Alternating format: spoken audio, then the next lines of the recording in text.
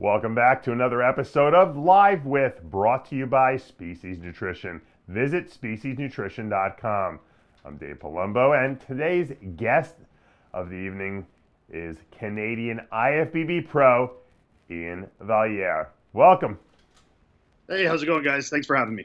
Good. We haven't talked since I think 2014 when I saw you out in Acapulco, Mexico. Come out of nowhere. The only non-Spanish person in the whole house walks away with the pro card there, winning that amateur Olympia, and that was a huge win for you.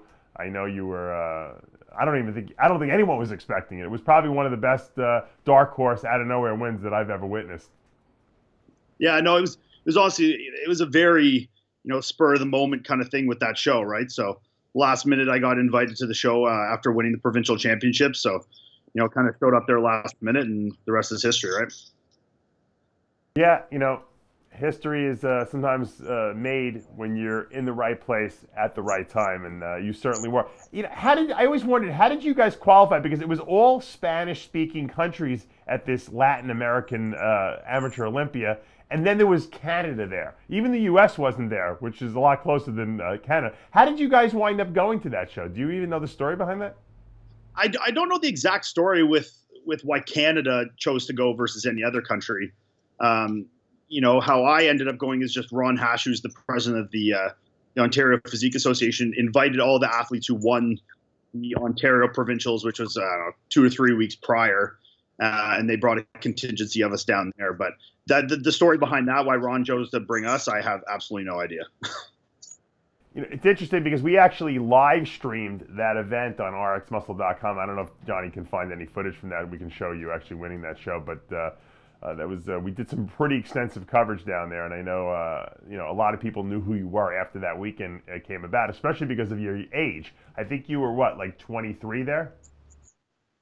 Yeah, that was 2014. So yeah, I would have been 23 at the time. Yeah. You came out of nowhere. Now, a lot of people, I always like to know how people kind of got into bodybuilding. You were a track runner, sprinter, had a little stint in football. What made you decide, I know we all get into the weight room to get stronger for other sports. What made you decide, hey, I like this better than the sports I'm playing? Well, it was kind of, at first, I was more coaxed into it. So I started working at a local supplement store. In Canada, we have a chain here called Popeye Supplements. So I started working my job there earlier in 2010.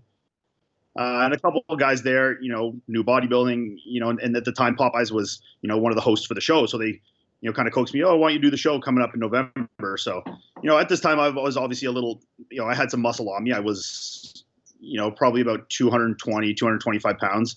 So from there, I basically was like, fuck it, I'll give it a shot, right? So, this was in August that I started prepping for the show, which is in the first week of November there. Interesting. Now, obviously, after you did the first show of your life, I mean, that's usually when we get bit by this supposed bug. Did you know at that point that, hey, this is something I want to do for a career?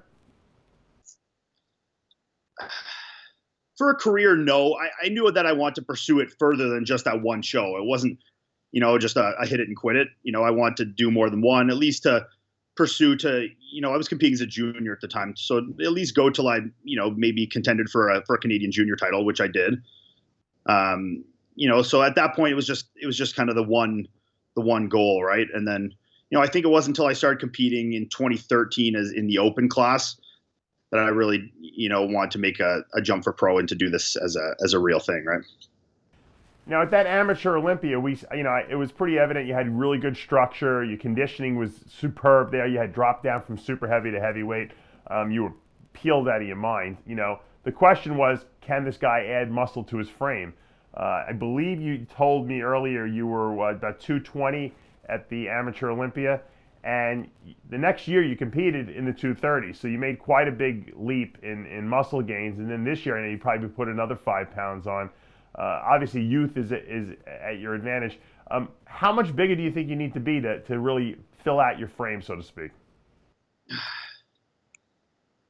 I think I need at least a good 10 to 12 pounds at least, right? Like you said, conditioning, getting into good condition for a show has never been my downfall, right? I can always get in good shape. I'll always be one of the leanest guys in the show, and I have proved so in every pro competition I've done so far, right?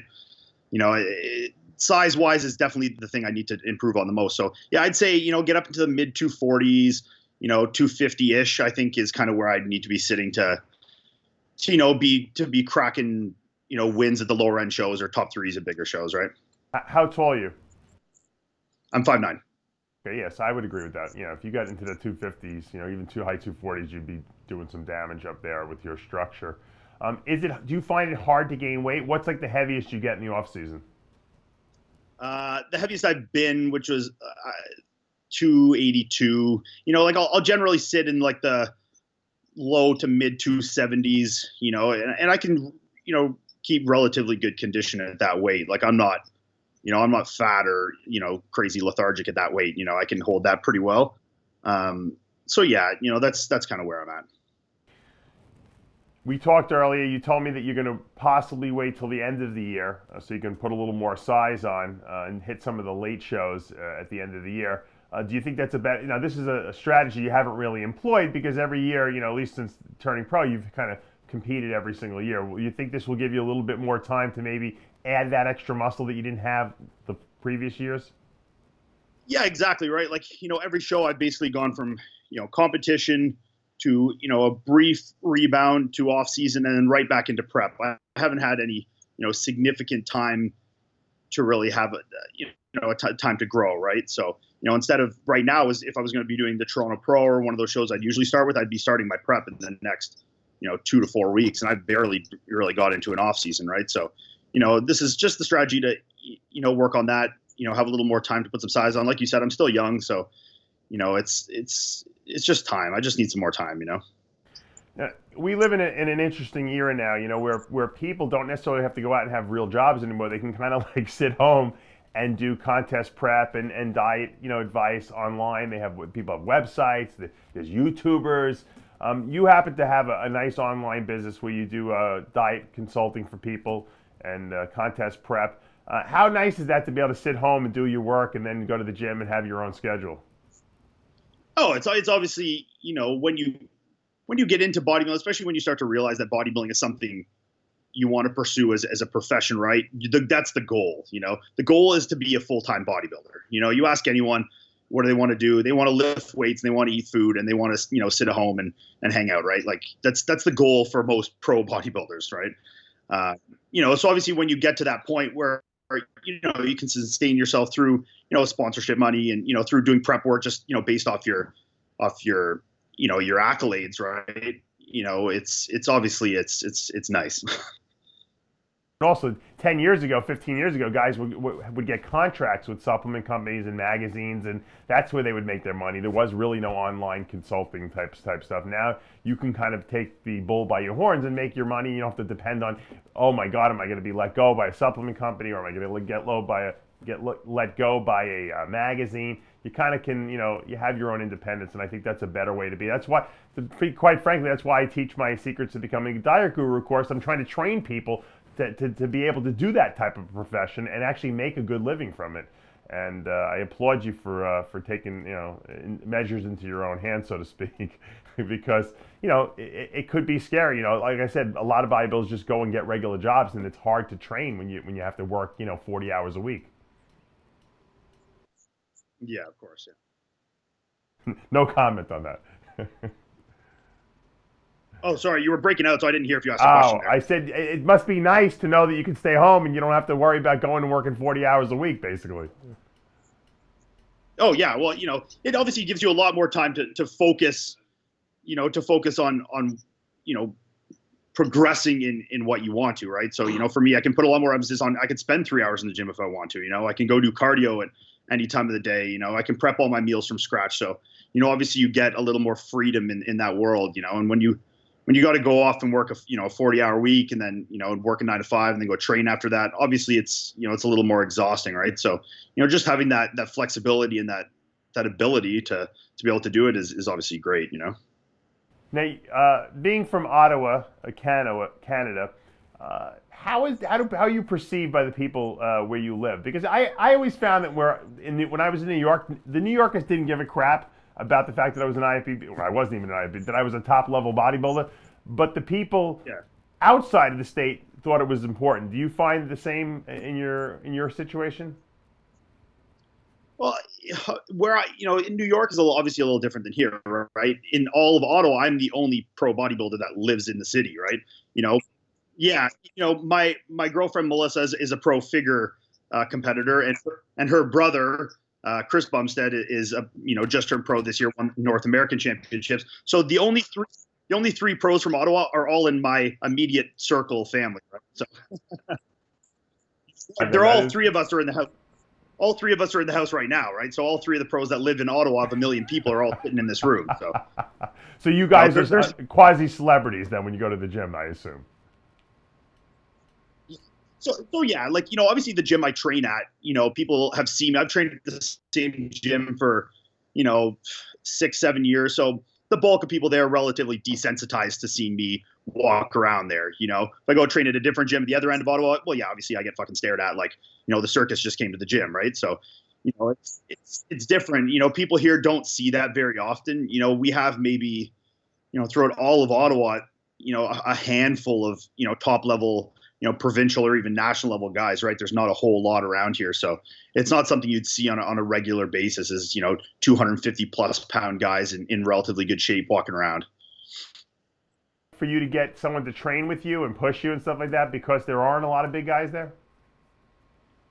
Yeah, obviously, the people you can train with are limited. Like I do train alone for the most part. Obviously, when Chris is in town, I'll, obviously take advantage of having another top tier bodybuilder to be able to train with. But he lives in Halifax most of the year in the East Coast because he goes to school out there. So I don't have him all year round. But and if not, then I have a guy that I train with at the other end of the city who actually trains me. So he'll put me through some workouts just to, kick up the intensity, whip my ass a little bit. But, yeah, it's obviously harder to find someone, suitable, for my level of training, for the most part. Yeah. Well, I'm glad that we got the little update with you. And, a lot of people ask, we do a lot of stories on you on Muscle in the Morning, updates and stuff like that, because you have some crazy intensity training and you're always looking pretty ripped. And so, look, you got till the end of the year. I think that's a good strategy after the Olympia. A lot of guys are, kind of done competing or they're getting tired. You're going to be fresh. You had a whole year to grow. I think you have a very good opportunity to do really well at the end of the year and possibly even snag a win or two. Thank you. Yeah. It's, as long as I'm moving forward, as long as I'm progressing, as long as I bring a better, physique than last year and, the shows I did previously, it's always a win for me. Right. So. Well, it was great talking to you and good luck and keep us updated throughout the year. Awesome. Thanks for having me, guys. All right. And that's going to take us to the end of another episode of Live With, brought to you by Species Nutrition. Visit speciesnutrition.com. I'm Dave Palumbo, and we'll see you next time.